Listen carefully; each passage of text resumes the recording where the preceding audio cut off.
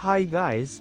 For today's video, ay ipapakita ko sa inyo, ang pagkakaiba ng torque drive assembly na walang torsion controller, at torque drive assembly na merong torsion controller.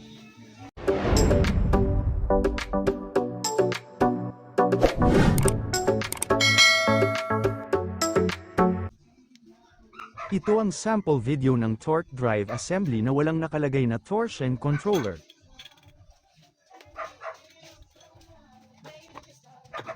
Dito ay makikita nyo ang nangyayari sa center spring habang hinahatak ang V-belt ay lumulubog ito, at ang center spring ay nako-compress.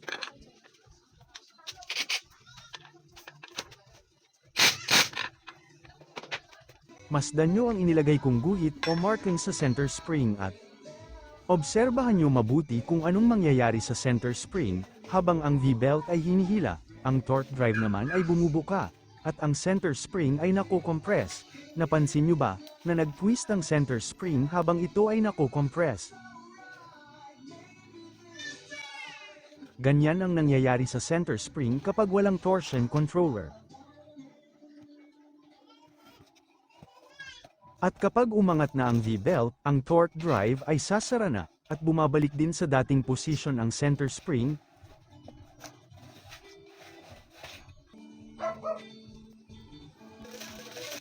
Ito naman ang sample video ng torque drive assembly na may nakalagay na torsion controller. Ano ba ang torsion controller?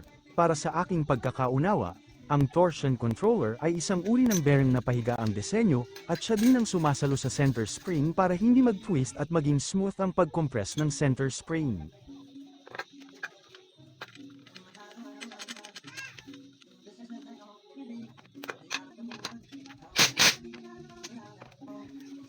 Masdan nyo ang inilagay kong guhit o marking sa center spring at obserbahan nyo mabuti kung anong mangyayari sa center spring, habang ang V-belt ay hinihila, ang torque drive naman ay bumubuka, at ang center spring ay nako-compress. Napansin nyo ba na smooth lang na nako-compress ang center spring at hindi ito nag-twist?